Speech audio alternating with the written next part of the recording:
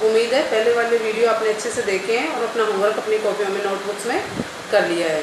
और आपको साथ के साथ ही याद करना है, क्योंकि अभी सितंबर में आपके टेस्ट आने वाले हैं। आज मैं आपको 4th क्लास का 5th चैप्टर दिन और रात कैसे बनते हैं उसके बारे में पढ़ाऊँगी। 5वें चैप्टर का नाम क्या है आपके? दिन और रात। ठीक है, कि दिन कैसे होते हैं और रात कैसे होती हैं। तो वो पृथ्वी के घूर्णन के कारण ही दिन रात बनते हैं, वो मैं पढ़ाऊँगी अब आपको। इसमें देखिए आप, दिन कैसे बनता है, रात कैसे होती है। ठीक है, इस अध्याय में आप जानेंगे। दिन और रात के इस रहस्य को जानने के लिए हमें एक बंद कमरे में प्रयोग करना होगा। ठीक है, एक कोई बंद कमरा ले लीजिए जिसमें रोशनी कम आ रही हो, अंधेरा हो जाए गेट बंद करने पर। इस प्रयोग में हम एक टॉर्च और एक बॉल लेंगे, जो सभी के पास अवेलेबल है ना, सभी को मिल जाती है ना कहीं आसानी से, टॉर्च और बॉल, तथा खेल खेल में इस रहस्य को सुलझा लेंगे। अब बॉल को टेबल के बीच में रखकर उस पर टॉर्च से प्रकाश डालेंगे।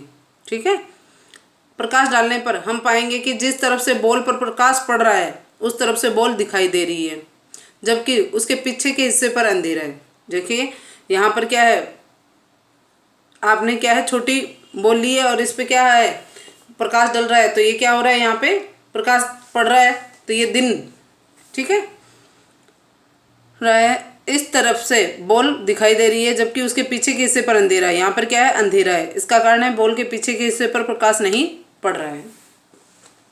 उसके बाद आप देखिए, अब हम टॉर्च को एक ही स्थान पर रखते हुए धीरे धीरे बॉल को घुमाएंगे। टॉर्च को तो यहीं रखेंगे और बॉल को क्या है, धीरे धीरे घुमाएंगे। तब हम देखेंगे कि बॉल के घूमने पर जो जो हिस्सा टॉर्च के सामने आएगा वह दिखाई देगा, अर्थात वह प्रकाशित होगा, उस पर प्रकाश डलेगा, जबकि उसका पिछला हिस्सा अंधकार में रहेगा, उस पर अंधेरा रहेगा। अब अपने प्रयोग को सफल बनाने के लिए तथा अपने दिन रात के रहस्य को सुलझाने के लिए हम बॉल के स्थान पर एक ग्लोब रखेंगे। स्कूल में ग्लोब सर वगैरह ने सबने दिखाया ना आप लोगों को, तो वो ग्लोब आप लेंगे। अब अगर स्कूल में होते तो आपको ये प्रयोग करके दिखाया जा सकता था। अब ग्लोब की जगह आप घर में बॉल यूज़ कर सकते हैं। स्कूल में होते हैं तो टीचर क्या करता है, ग्लोब लेता है और टॉर्च से उस पर प्रकाश डालेंगे और देखेंगे कि जिस हिस्से पर प्रकाश पड़ रहा है वह भाग सब साफ दिखाई दे रहे हैं, जबकि पीछे वाला भाग अंधकार में है, अंधेरा हो रहा है वहाँ पे, क्योंकि पीछे वाले हिस्से तक टॉर्च का प्रकाश नहीं पहुँच रहा है। अब आप ग्लोब को धीरे धीरे बॉल की तरह घुमाएं, तब आप देखेंगे कि ग्लोब के जिस जिस हिस्से पर प्रकाश पड़ेगा वह हिस्सा दिखाई देगा। जिस बॉल और ग्लोब की तरह हमारी पृथ्वी अपनी दूरी पर पश्चिम से पूर्व की दिशा की ओर घूमती है। जैसे बॉल और ग्लोब घूमता है वैसे ही पृथ्वी भी अपनी दूरी पर पश्चिम से पूर्व की ओर, कहाँ से, पश्चिम से पूर्व की ओर घूमती है। हमारी पृथ्वी 24 घंटे घूमती है। घूमते समय पृथ्वी के जिस भाग पर सूर्य का प्रकाश पड़ता है वहाँ दिन हो जाता है और जहाँ प्रकाश नहीं पड़ता वहाँ रात होती है। ठीक है ना, अब दिन रात पता चल गया ना कैसे बनते हैं। इस प्रकार पृथ्वी के आधे भाग पर प्रकाश और आधे भाग पर अंधकार रहता है। इसे ही हम दिन रात कहते हैं। क्या कहते हैं हम इसे? दिन रात कहते हैं।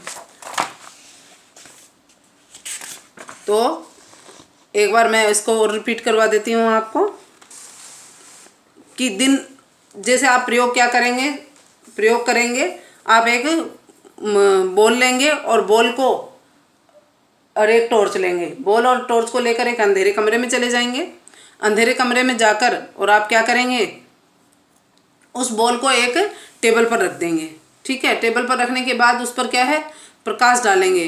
प्रकाश बिल्कुल बॉल के सीध में होना चाहिए, ऐसे नहीं ऊपर हो या कुछ ऐसे नहीं, या तिरछा डल रहा हो, बिल्कुल सीधा डालेंगे। तो आप सीध में डालेंगे तो आप देखेंगे कि जो बॉल पर प्रकाश जिस भाग पर पड़ रहा है, सामने वाले टॉर्च के जो सामने भाग है बॉल का, उस पर तो प्रकाश पड़ रहा है, यानी वहाँ क्या हो रहा है, दिन हो रहा है।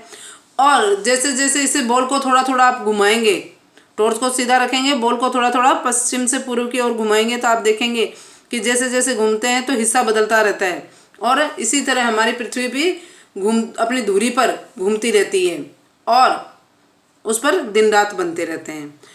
दिन रात में कितने घंटे होते हैं, दिन और रात, एक दिन और एक रात मिलकर क्या होता है, 24 घंटे।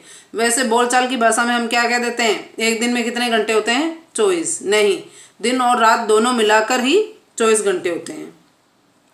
ठीक है, उसके बाद मैं बताऊं आपको कि जो ये तो जो आपका दिन और रात का पता चल गया, ऐसे ही ऋतु जो चेंज होती है वो भी इसी तरह से होती है। ठीक है, उसके बाद आपके है सूर्य का जो प्रकाश गिरता है पृथ्वी पर, उसकी किरणें जब बिल्कुल सीधी हो जाती है, ठीक है, सूर्य की किरणें जब बहुत सीधी हो जाती है दिन में, आपने देखा होगा कि दिन में आप पूरे दिन में देखते हो एक जैसा मौसम नहीं रहता ना। सुबह का मौसम थोड़ा सुहावना होता है, ठंडा होता है, फिर उसके बाद थोड़ा गर्म हो जाता है और दोपहर में बहुत तेज़ गर्म हो जाता है, उसके बाद शाम ढलते ढलते फिर ठंड होने लग जाती है।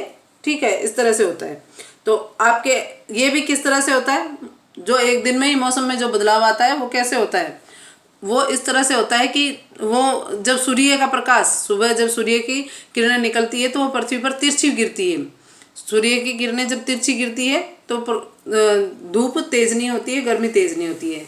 और समय जैसे जैसे बीतता जाता है तो दोपहर तक आते आते क्या हो जाती है, सूर्य की किरणें बिल्कुल सीधी पृथ्वी पर गिरने लग जाती है और हमें गर्मी महसूस होने लग जाती है। तो इस तरह दिन में जो चेंजेस होते हैं गर्मी में वो भी इस तरह से होते हैं। ठीक है, और अब जो ये प्रयोग है सभी बच्चे करके देखेंगे घर पे, बहुत ही इजी सा प्रयोग है।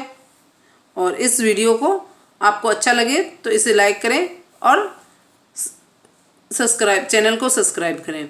आप सभी बच्चे ये प्रयोग करके देखें। अब अगर मैं करके दिखाती हूँ तो बिल्कुल अंधेरा कमरा होना चाहिए उसके लिए, और उसमें आपके वीडियो में दिखाई नहीं देगा बिल्कुल अंधेरे कमरे में, तो इसलिए मैं ये प्रयोग नहीं करके दिखा सकती।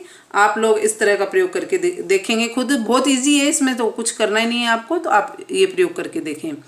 और जो भी आपको वर्क मिले वो आपको जो क्वेश्चन आंसर है ओनली वही कॉपी में करने हैं, तो आप सभी बच्चे वो कॉपी में करें।